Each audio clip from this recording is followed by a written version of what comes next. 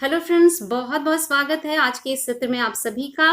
हम सब कैपेसिटर के बारे में पढ़ रहे हैं। इसी सीरीज में आज हम पैरेलल कॉम्बिनेशन ऑफ कैपेसिटर्स पढ़ने वाले हैं और आज के इस वीडियो में हम पैरेलल कॉम्बिनेशन जहां दिया होगा कैपेसिटर्स का, उस पैरेलल कॉम्बिनेशन के लिए इक्विवेलेंट कैपेसिटेंस निकालना सीखने वाले हैं। तो आइए बहुत ही आसान और इंटरेस्टिंग तरीके से हम देखते हैं कि हम पैरेलल कॉम्बिनेशन ऑफ कैपेसिटर्स के लिए इक्विवेलेंट कैपेसिटेंस वैल्यू यानी समांतर संयोजन में संधारित्र के लिए हम तुल्य धारिता किस तरीके से निकाल सकते हैं उसको हम सीखते हैं। तो आइए बिना डिले के हम स्टार्ट करते हैं आज का ये सत्र। लेकिन कहना चाहती हूं कि अगर ये वीडियो आपके लिए हेल्पफुल होता है तो फ्रेंड्स वीडियो को लाइक करना और चैनल को सब्सक्राइब करना बिल्कुल भी ना भूलें। आइए हम स्टार्ट करते हैं अपना आज का ये सत्र।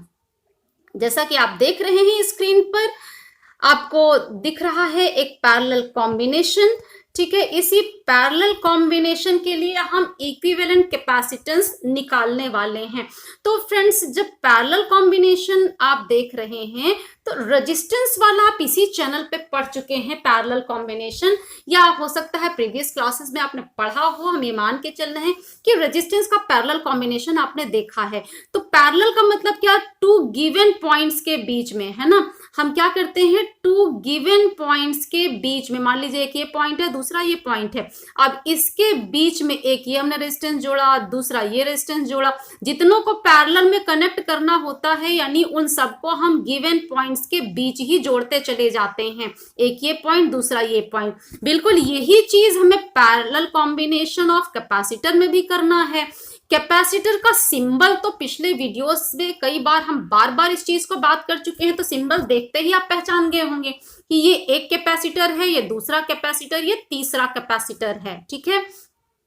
पिछले वीडियोस में सिंबल के बारे में हम लोग सीख चुके हैं, इसलिए आपने इसे पहचान लिया होगा। अब यहाँ जैसे ही सिंबल आपने देखा तो आप देखते ही ये समझ गए हैं कि पहले कैपेसिटर को भी हमने ए और बी पॉइंट्स के बीच कनेक्ट किया है, ठीक है।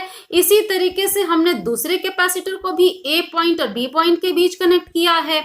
इसी तरीके से ये तीसरे कैपेसिटर को भी हमने पॉइंट ए और पॉइंट बी के बीच ही कनेक्ट किया है, यानी तीनों कैपेसिटर्स को हम गिवन पॉइंट ए और बी के बीच कनेक्ट करते हैं। अब आप ये जानते हैं पोटेंशियल जो है पॉइंट फंक्शन है, यानी पोटेंशियल पॉइंट पर डिपेंड करता है।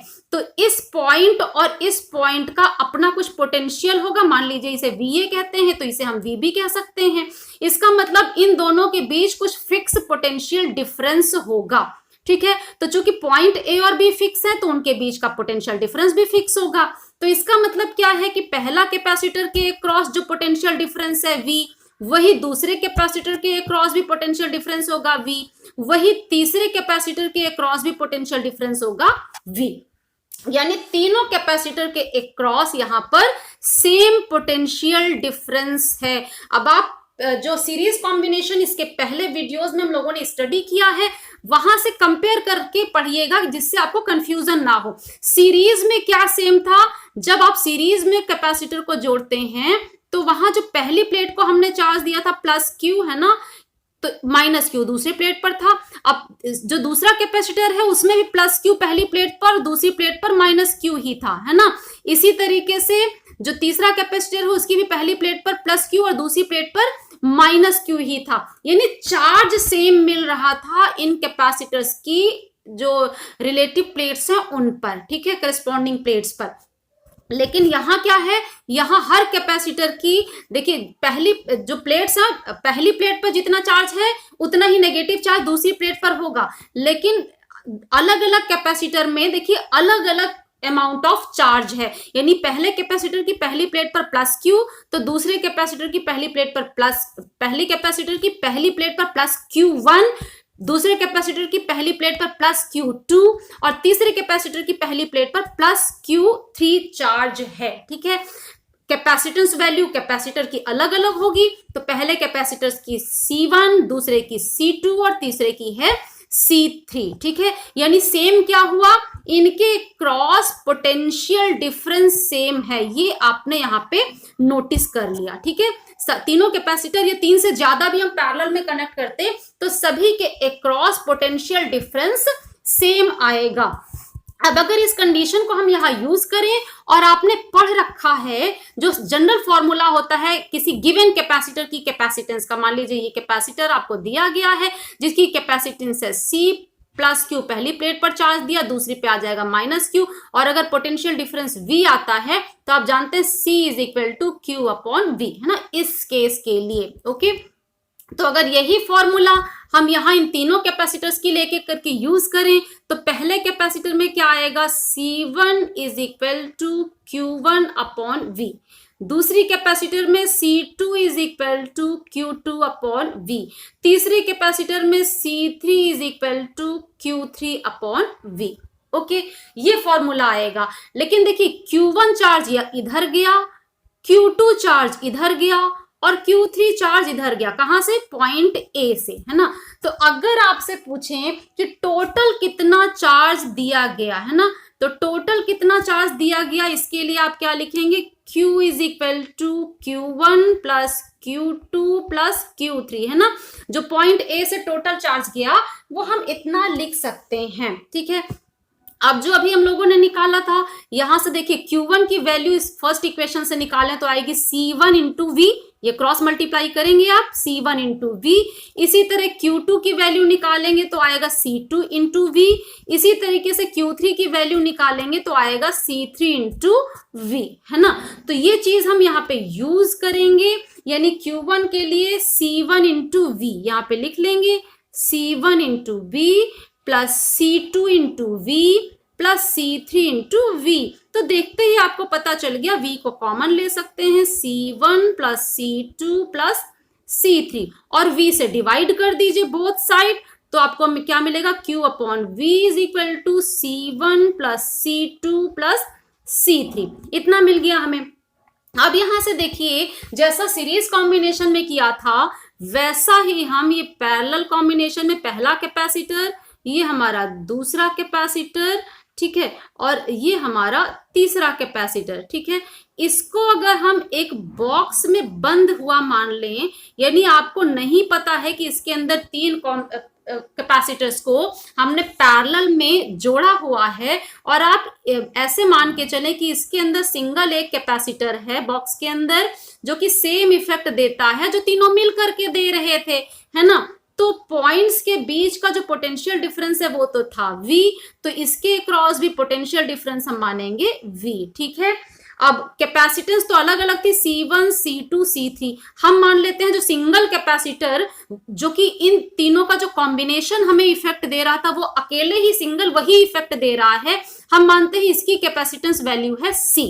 और टोटल चार्ज कितना गया था, चार्ज गया था Q is equal to Q1 plus Q2 plus Q3, तो कंबाइंड इफेक्ट सिंगल कैपेसिटर यहां दे रहा है, इसका मतलब हम मानेंगे यहाँ पे इसकी प्लेट पर आया चार्ज प्लस Q और यहाँ पे आया माइनस Q, ठीक है। तो ये जो सिंगल कैपेसिटर जो कि इन तीनों के पैरेलल कॉम्बिनेशन का कंबाइंड इफेक्ट सेम दे रहा था, इसका जो कैपेसिटेंस आएगी वो इस पैरेलल कॉम्बिनेशन की इक्विवेलेंट कैपेसिटेंस होगी, तुल्यधारिता होगी, ठीक। और इस सिंगल कैपेसिटर के लिए अगर आप देखें तो C इज इक्वल टू क्या आएगा, Q अपॉन V, ठीक है। अब इस वैल्यू को जो पीछे हम लोगों ने फॉर्मूला निकाला है उसमें सब्स्टिट्यूट करेंगे, ठीक है। ये Q क्या है आप समझ गए होंगे, यहां से देखिए यहां से Q वैल्यू आई है और V भी वही सेम लिया है जो यहां था, उस कंडीशन में ये जो C आया है उसे हम पिछले फॉर्मूले पे जाकर के रखेंगे। ये जो हमारा Q अपॉन V आया है इसे हम C रखें तो C is equal to C1 plus C2 plus C3, ठीक है। यानी मान लीजिए अगर आपको कोई न्यूमेरिकल दिया गया है, आपको बताया गया कि तीन कैपेसिटर्स हैं जिन्हें हम पैरेलल में कनेक्ट कर रहे हैं, इस तरह से हमने तीनों कैपेसिटर्स को कनेक्ट कर लिया है, ठीक है। और इनकी C1 C2 C3 ये वैल्यूज आपको बता दी जाती हैं, ठीक है। इसकी C1 वैल्यू पता है, ये C2 वैल्यू पता है, ये C3 वैल्यू पता है, और आपसे कहा जाता है इस पैरेलल कॉम्बिनेशन का इक्विवेलेंट कैपेसिटेंस बताइए, तो हम ये फॉर्मूला यूज करेंगे, direct C1 plus C2 plus C3 करेंगे और इक्विवेलेंट कैपेसिटेंस C निकल जाएगा। फिर यहाँ एक और चीज आपको बता दूं कि जब रेजिस्टेंस 3 आप पैरेलल कॉम्बिनेशन में पढ़ते हैं, जो कि इस चैनल में भी वीडियो दिया गया है पैरेलल कॉम्बिनेशन ऑफ रजिस्टर्स के लिए, वहां भी आपने देखा और दूसरी जगहों पे भी आपने पढ़ा होगा। तो अगर रेजिस्टेंस R1, R2, R3 होती है तो फ्रेंड्स पैरेलल कॉम्बिनेशन में जो रेजिस्टेंस के लिए आप निकालते हैं, इक्विवेलेंट रेजिस्टेंस निकालते हैं, तो वो क्या आता है आपका 1/R is equal to 1/R1 plus 1/R2 plus 1/R3, है ना। ये R है इक्विवेलेंट रेजिस्टेंस, यानी यहां से जब सॉल्व करेंगे तो ये सॉल्व होने के बाद आपको 1/R देगा, उसका इनवर्स यानी व्युत्क्रम करेंगे तो ये R निकल के आएगा, ठीक है। लेकिन जब हम पैरेलल में कैपेसिटर्स को कनेक्ट करते हैं तो हमें क्या इक्विवेलेंट कैपेसिटेंस C का क्या फॉर्मूला मिलता है, C is equal to C1 plus C2 plus C3 मिलता है, यानी वैसा मिलता है जो सीरीज में रेजिस्टेंस वाला था वो पैरेलल में कैपेसिटर के केस में मिलता है। रजिस्टर के केस में क्या था, ये R1, R2, R3 जब हमने सीरीज में जोड़ा था तो क्या आता था, R is equal to R1 plus R2 plus R3। तो ये सीरीज में रजिस्टर वाला जो केस था वो पैरेलल कॉम्बिनेशन में कैपेसिटर के केस में मिलता है। और पिछली वीडियो में आपने देखा था कि जो पैरेलल कॉम्बिनेशन में रेजिस्टेंस वाली कंडीशन थी वो सीरीज कॉम्बिनेशन वाले कैपेसिटर के केस में हमें मिलता है, ठीक है। यानी सीरीज कॉम्बिनेशन में कैपेसिटर का जैसा फॉर्मूला आता है वैसा पैरेलल कॉम्बिनेशन में रेजिस्टेंस के लिए आया, और पैरेलल कॉम्बिनेशन में कैपेसिटर के लिए जो फॉर्मूला आता है वो वैसा आया जो सीरीज कॉम्बिनेशन में रेजिस्टेंस के लिए आता है। तो ये इसलिए आपको कंपैरेटिव मैंने बता दिया है जिससे आपको चीजें सही तरीके से याद रहें और एग्जाम में आपसे कोई मिस्टेक ना होने पाए। तो फ्रेंड्स आज के इस वीडियो में सीरीज कॉम्बिनेशन में हमने पिछले वीडियो में सीरीज कॉम्बिनेशन देखा, और आज के इस वीडियो में जो पैरेलल कॉम्बिनेशन हमने देखा कैपेसिटर्स का, उसकी इक्विवेलेंट कैपेसिटेंस हम कैसे कैलकुलेट करेंगे और कैसे इसे हम याद रखेंगे, हमने ये भी देखा। तो आज की वीडियो में इतना ही। आगे की जानकारी के लिए आगे की वीडियोस में हमारे साथ बने रहिए, और आज की इस वीडियो में अंत तक हमारे साथ बने रहने के लिए आप सबका बहुत बहुत धन्यवाद। Thank you.